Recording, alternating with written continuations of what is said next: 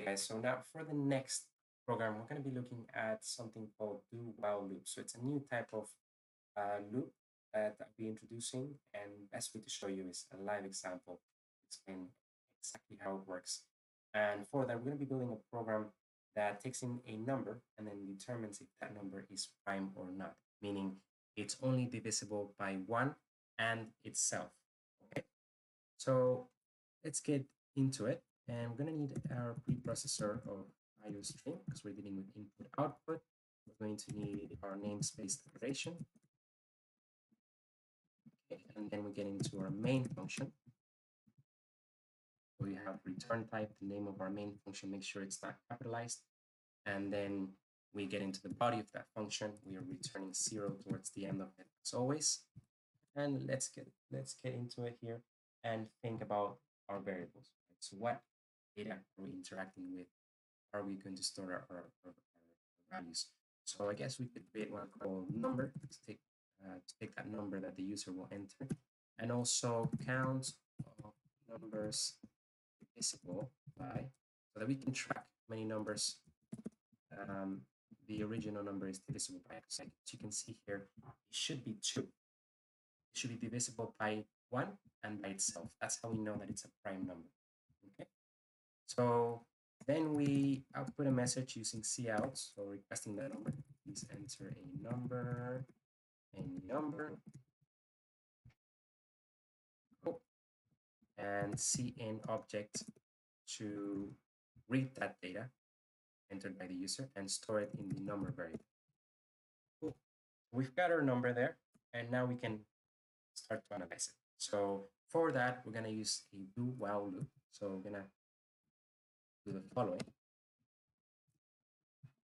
And this is the body of the do while loop, right? So we have the do keyword that begins that loop definition. We have the body of the loop here, and then towards the end we have while followed by the actual condition of the loop. Now, bear in mind that the condition itself is evaluated after the content within the loop is run in here. So it's just something to bear in mind when you're doing a while loop. If you will recall, the condition was up here, right? It was up here and it basically looped. But if we're talking about a do while loop, then it's the opposite. You start with some code, then you have a condition, and if the condition is true, it will loop around a second time. So at a minimum, you know that this code will be run once, and then if necessary, as deemed by the condition in here, then it's gonna repeat and repeat and repeat. Okay, so for our condition, let's create a tracker for the iterations called I, and we're going to loop as long as I is less than or equal to the number that we are evaluating, because we want to check all the numbers from 1 up until the number that we're evaluating to see if the number is divisible by those. So we're going to check all those candidates and we're going to increment as we go along. So we're going to check one by one. So I plus plus.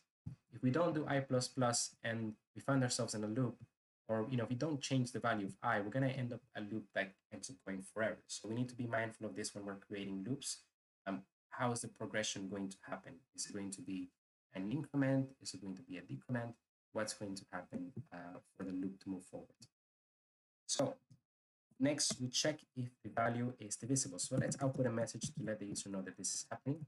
Checking if, and then number is divisible by, then that's going to be I. Okay. So if that's the case, so if number modulus 0, so we're checking the remainder. Sorry, I. Checking the remainder. If that's 0, that means that it's divisible, right? If that's the case, then we can increment this count because we know we found a number that is divisible. And we can also let the user know it is divisible. Oh, so that's that. Let me just add some line breaks so it doesn't get all jumbled up. So that's it for the do while loop. Now, you could get a situation, for example, the user enters the number 1, where this code gets executed once, okay? I will now be incremented to 2, and it will evaluate, okay, 2 is less than or equal to 1, and that will turn out to be false, right? So that will be a situation where this code will run once, and because you evaluate the condition afterwards, the condition will actually be set to false at this stage, and you don't actually end up with a loop technically if you think about it, because it will run this code once and then stop. It will not continue looping forward. Obviously, we have a situation where, for example, you enter the number 5 in here. This code will get run once. I will get incremented to 2. And then you get a situation where you're looking at 2 is less than or equal to 5. And then, and only then, when this condition is true, are we going to get a loop around effect. Okay, so it will only loop around that second, third time, fourth, and so on if this condition is true. Regardless of the condition, this will only be executed. This will always be executed at least a minimum of 1 time. So it's just one thing to bear in mind.